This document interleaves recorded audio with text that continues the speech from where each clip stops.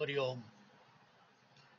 আমাদের আজকের আলোচনার বিষয়বস্তু সমবেত উপাসনা ও নূতন ইতিহাস সৃষ্টি। শ্রী শ্রী বাবামণি বলেছেন যে সমবেত উপাসনাকালে আমি তোমাদের সমসাধক। এই কথাটা কত বড় গৌরবের!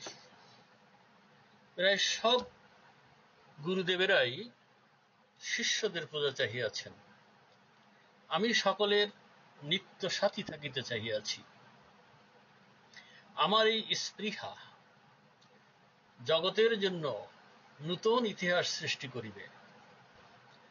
অন্ধ গতানুগতিকতা আমার পন্থা নহে। আমার কার্যে ও চিন্তায়, আমার বাক্যে ও প্রয়াসে যে অভিনবত্ব রহিয়াছে, তাহার জন্য কেন তোমরা গৌরব অনুভব করো না? শ্রী শ্রী বাবামণি বলেছেন যে যেখানেই যাও, 2-4-5 জনকে লইয়া সমবেত উপাসনার সুযোগ সৃষ্টি করিয়া লইও। সমবেত উপাসনা করার মানে পরমেশ্বরের সঙ্গে নিজ আত্মার যোগ অনুভব করা। যতজন এই পুণ্যব্রতে যোগ দিয়াছে, তাহাদের সকলের আত্মা এক হইয়া পরম অনির্বচনীয় আনন্দ সাগরে অবগাহন করিল। ইহারই নাম সমবেত উপাসনা। সকলে সকলের সঙ্গে মিলিল, আর সেই সম্মিলিত কোটি আত্মা কোটিশ্বর পরমাত্মায় মিলিল। ইহারই নাম সমবেত উপাসনা। আমি তোমাদিগকে সমবেত উপাসনার কথা বলিয়াছি, নিষ্প্রয়োজনে বলি নাই। যুগের গুরুতর দাবি পূরণের হিসাবেই বলিয়াছি। তিনি বলেছেন, এ যুগে একাকী মুক্তি উদার হৃদয়ের পরিচায়ক নহে,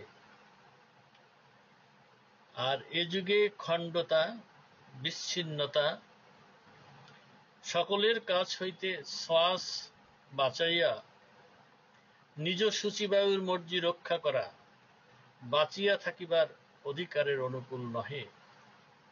আমি কেবল ধার্মিক বিচারেই নহে, সামাজিক তথা রাষ্ট্রিক বিচারেও সমবেত উপাসনাকে অত্যাবশ্যক জ্ঞান করিয়া থাকি। তোমাদিগকে প্রকৃত ধর্ম নিরপেক্ষতা শিখাইবার জন্যই আমি সমবেত উপাসনার মতন মহাবস্তু দিয়াছি। এই জিনিসটির সমাদর করিতে তোমরা ভুলিও না। আমরা যারা সমবেত উপাসনা এবং বাবামণির এই সাধন ধারার সাথে যুক্ত, আমাদের প্রত্যেকেরই বাবামণির এই যুগান্তকারী দিক নির্দেশনা মেনে চলা উচিত বলে আমি মনে করি। সকলের শান্তি কামনা করে আজকের মতো আলোচনা এখানেই সমাপ্ত করছি। হরি ওম, হরি ওম, হরি ওম।